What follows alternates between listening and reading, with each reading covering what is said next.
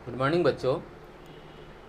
बच्चों, आज हम फिर से सड़क की बात आत्मकथा के ऊपर डिस्कस करने वाले हैं। इससे पहले हमने पढ़ा कि सड़क जो है वह स्त्रीलिंग होती हैं। सड़क, जैसे कि मैंने पहले भी बताया था कि सड़क जो शब्द है यह स्त्रीलिंग होती है ना। स्त्रीलिंग होती, स्त्री जाति होने के कारण यह स्त्रीलिंग कहलाती है। तो सड़क, हमने देखा कि सड़क से जो लोग एक जगह से दूसरे जगह, एक घर से दूसरे घर अपने बिछड़े परिवार के साथ मिलते हैं, उसे लोग बस एक उपाय मात्र ही समझते हैं, उसके उपकार को नहीं मानते, बस उसे एक उपाय मात्र गिनती करते हैं। बच्चों, इससे पहले के वीडियो में मैंने बताया था, पहले के क्लास में मैंने बताया था कि सड़क जो है वह एक मातृरूपा भी बन जाती है। जब छोटे बच्चे अपने अरुण चरण यानी लाल कमल रूपी पैर जब जमीन पर रखते हैं तो वे सड़क सोचती है कि कहीं वे कोमल चरणों को कष्ट न पहुंचाए, उसे कठोर न लगे, उसे कोई कांटा न लगे, इसलिए वे अपने आप को कमल रूपी बना देने में सक्षम हो जाती है। तो बच्चों, आज हम लोग पढ़ेंगे यह पाठ संख्या 5 सड़क की बात के अंतिम भाग। यह आत्मकथा है। बच्चों, यह सड़क की बात जो है यह एक आत्मकथा है जिसे सड़क तो बोल नहीं पाती, लेकिन रविंद्रनाथ ठाकुर जी ने यह सड़क की आत्मकथा को इस प्रकार वर्णन किया है जिससे ऐसा प्रतीत होता है कि विश्व कवि रविंद्रनाथ ठाकुर जी ने सड़क से बात की हो या सड़क से वे उनके दुख को जाना है। इसीलिए बच्चों, रविंद्रनाथ ठाकुर जो है, इसीलिए नहीं कि उन्हें विश्व कवि कहा जाता है, इसीलिए कहा जाता है क्योंकि वे इस संसार के सूक्ष्म से सूक्ष्म चीज़ों को उन्होंने बड़ी नोकीले आँखों से देखकर, सूक्ष्म दृष्टि से देखकर उसके मनोभावों को बड़ी मार्मिक चित्रित किया है। तो बच्चों, आज हम लोग पढ़ेंगे पृष्ठ संख्या 51 यानी 51, लास्ट पैराग्राफ। सबसे पहले सभी बच्चे अपना अपना किताब और पेंसिल हाथ में ले लें और पेज नंबर 51 निकाल लें, जिसके लास्ट पैराग्राफ आज हम लोग पढ़ने वाले हैं, जो कि इस पाठ के अंतिम भाग हैं। ऐसे कितने ही पाँवों के शब्द नीरव हो गए हैं, यानी कि ऐसे कितने ही पाँव हैं यानी चरण धूल हैं जो एक प्रकार से शांत हो गए हैं। नीरव यानी शांत, कहने कि ऐसे भी व्यक्ति हैं जो इस सड़क के द्वारा कहीं गया हो लेकिन वे वापस नहीं लौटा हो, जिससे प्रतीत होता है कि वह बिल्कुल नीरव हो चुका है, शांत हो चुका है, या कह सकते हैं कि वे लौट कर नहीं आए हैं। मैं क्या उनकी याद रख सकती हूँ? सिर्फ उन पाँव की करुण नुपुर ध्वनि अब भी कभी कभी याद आ जाती हैं। कहने की कुछ ऐसे भी व्यक्ति हैं, ऐसे भी इंसान हैं, मनुष्य हैं, जो इसी सड़क से वे गए तो हैं लेकिन वे वापस लौटकर नहीं आए हैं। उनका जो चरण रूपी जो झूमर का या जो पायल होते हैं उनके सिर्फ आवाज़ ही गूंजते हैं, बाकी कुछ नहीं। कुछ भी याद नहीं आता। पर मुझे क्या घड़ी भर भी शोक का संताप करने की छुट्टी मिलती है। कह रहे हैं कि पर मुझे संताप करने, संताप यानी पश्चाताप, है ना। कह रहे हैं कि पर मुझे क्या घड़ी भर भी शोक या संताप करने की छुट्टी मिलती है। शोक किस किस के लिए करें, ऐसे कितने ही आते हैं और चले जाते हैं। बच्चों, जो मनुष्य जन्म होता है वह एक दिन आता जरूर है जन्म लेकर, पर निसंदेह वह एक दिन वापस जाता भी है। यानी इस संसार में जो कोई प्राणी, जंतु, जीव आते हैं उन्हें एक न एक दिन वापस जाना ही पड़ता है। तो वे सड़क कह रही है कि मानो इस सड़क पर कितनी ही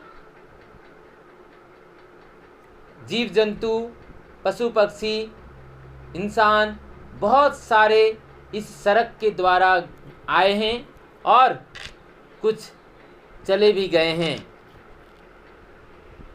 प्रतिदिन, प्रत्येक दिन हजारों लोग इस सड़क पर आते तो हैं परंतु वापस नहीं लौटते। तो सड़क कह रही हैं कि जो वापस नहीं लौट आए हैं उनका मैं किन किन का संताप करूं। संताप यानी पश्चाताप करूं, यानी चिंता करूं, किस किस पर मैं रोऊं, किस किस पर मैं अपना दुख सुनाऊं। क्योंकि शोक है ना, यानी दुख मैं किस किस के लिए करूं, क्योंकि जो इस संसार में आते हैं उसे एक न एक दिन जाना ही पड़ता है। ऐसे कितने ही आते हैं और कितने ही चले गए। उफ, कैसा कड़ा घाम है। घाम यानी धूप, सूर्य की किरणें। बच्चों, हम लोग देखते हैं कि सुबह सवेरे जब सूरज निकलता है तो उसकी किरण जो है या उसका जो धूप है वे उतनी प्रखर यानी उतनी गर्मी नहीं होती।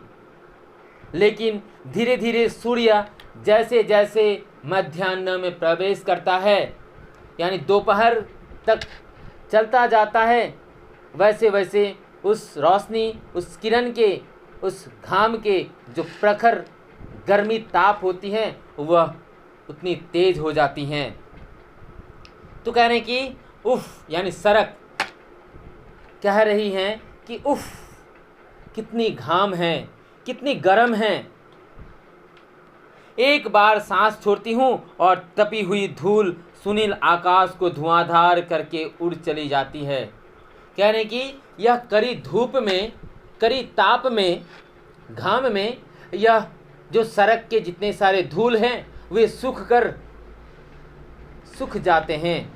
और जब हम लोग ज़्यादा परिश्रम कर लेते हैं तो क्या करते हैं, लंबी निश्वास लेते हैं ना, लंबी सांस हम छोड़ते हैं और लंबी सांसें हम लेते भी हैं।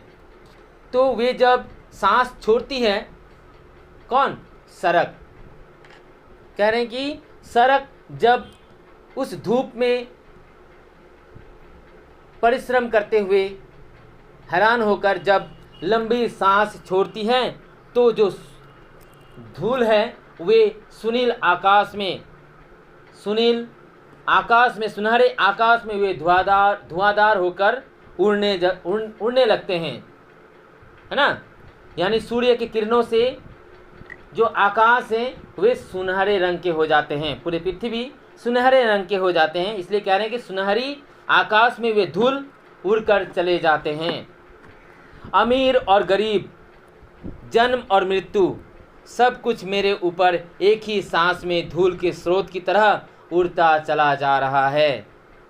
कहने कि संसार में बहुत सारे लोग होते हैं, अमीर भी होते हैं, गरीब भी होते हैं।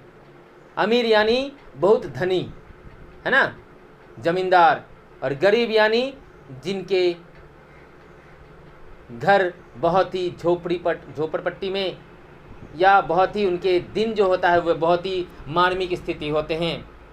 कहने कि इस संसार में अमीर हो या गरीब हो वे सब जन्म तो लेते हैं लेकिन सबको एक न एक दिन मृत्यु के मुख में जाना पड़ता है। कुछ समय के लिए वह जन्म लेकर इस पृथ्वी पर आकर खेलते हैं, घुलते हैं, मिलते हैं, परंतु एक दिन अचानक वे हमें छोड़कर मृत्यु लोक को चले जाते हैं।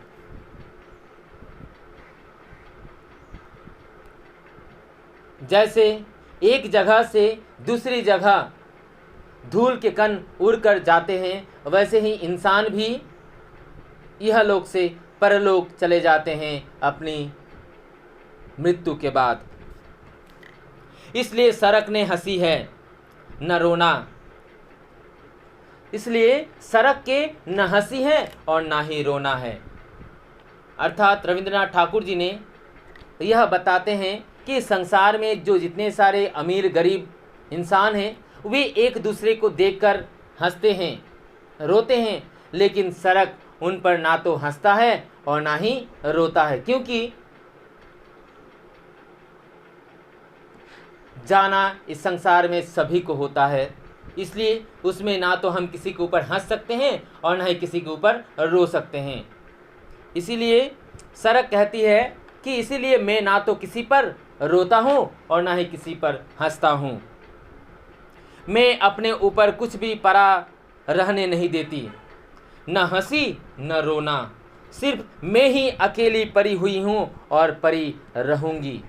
सरक कह रही है कि मैं अपने ऊपर कुछ भी परा रहने नहीं देता, अपने ऊपर कुछ भी परा रहने नहीं देता। यानी क्या नहीं परा रहने देता? यानी इंसानों के पैरों के निशान परा रहने नहीं देता, क्योंकि वे छाप आज रहेंगे, कल मिट जाएंगे, उड़ जाएंगे, बिखर जाएंगे। इसीलिए ना तो मैं हंसती हूँ और ना ही मैं रोती हूँ, सिर्फ मैं अकेली यहीं पर रह जाती हूँ और रहूँगा भी।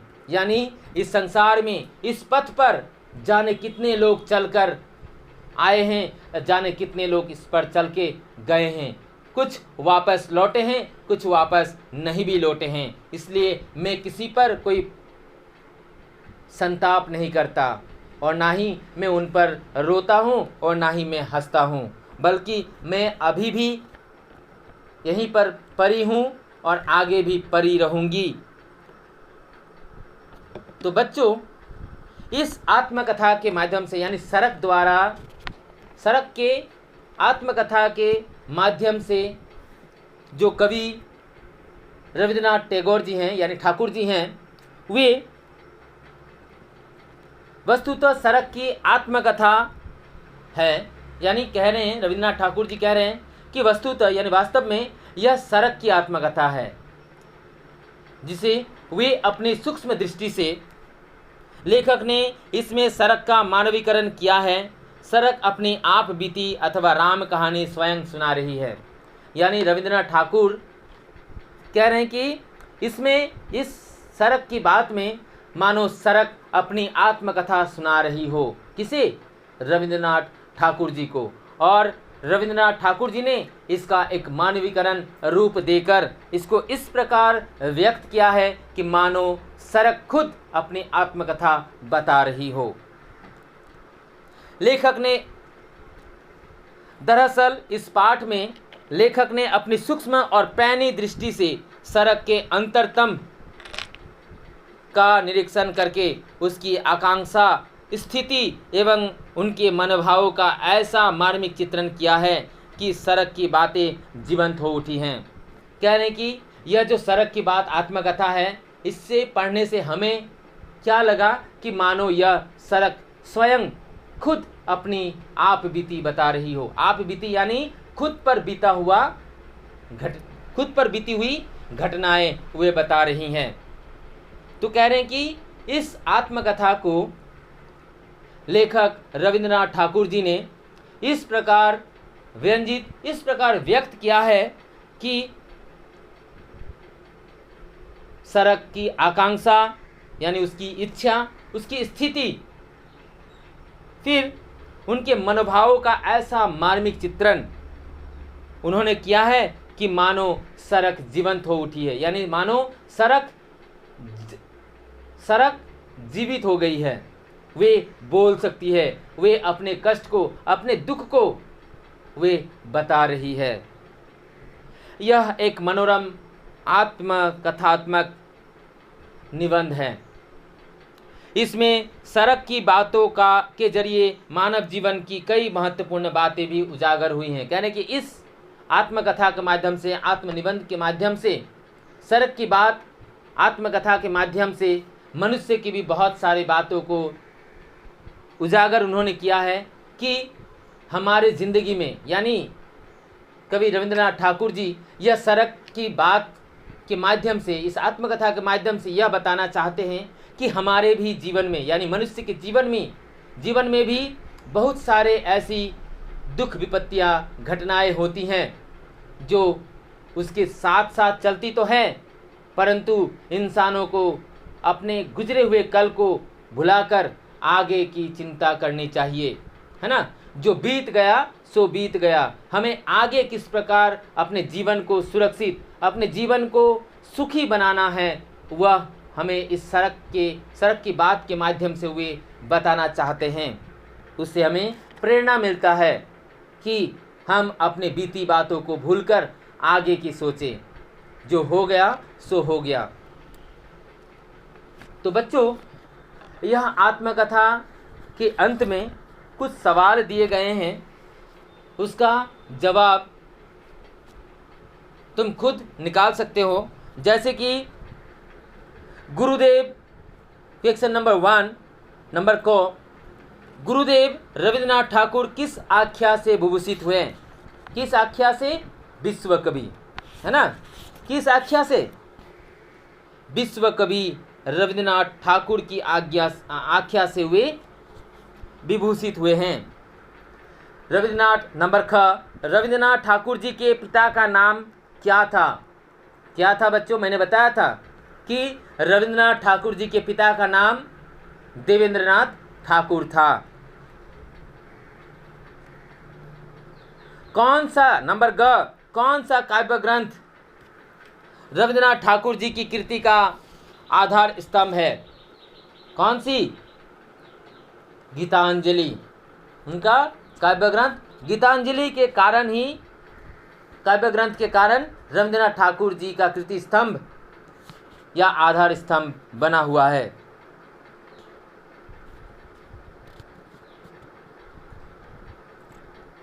कह रहे हैं कि नंबर 1, सड़क किसकी तरह सब कुछ महसूस कर सकती हैं? सड़क किसकी तरह सब कुछ महसूस कर सकती हैं? तो सड़क अंधे की तरह, अंधे व्यक्ति की तरह वे सब कुछ महसूस कर सकती हैं। ठीक है। फिर 2 नंबर के का, कवि गुरु रविंद्रनाथ ठाकुर का जन्म कहाँ हुआ था? कहाँ हुआ था? मैंने बताया था कि उनका जन्म कोलकाता के जोरासाको में एक संपन्न परिवार में हुआ था। और अगर पूछा जाए कि कब हुआ था, तो कब हुआ था? 1861 में। गुरुदेव ने कब मोहनदास करमचंद गांधी को महात्मा के रूप में संबोधित किया था? कब?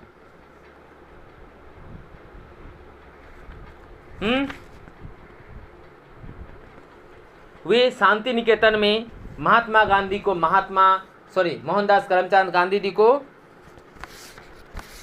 क्या किया था? महात्मा नाम से, महात्मा के रूप में संबोधित किया था।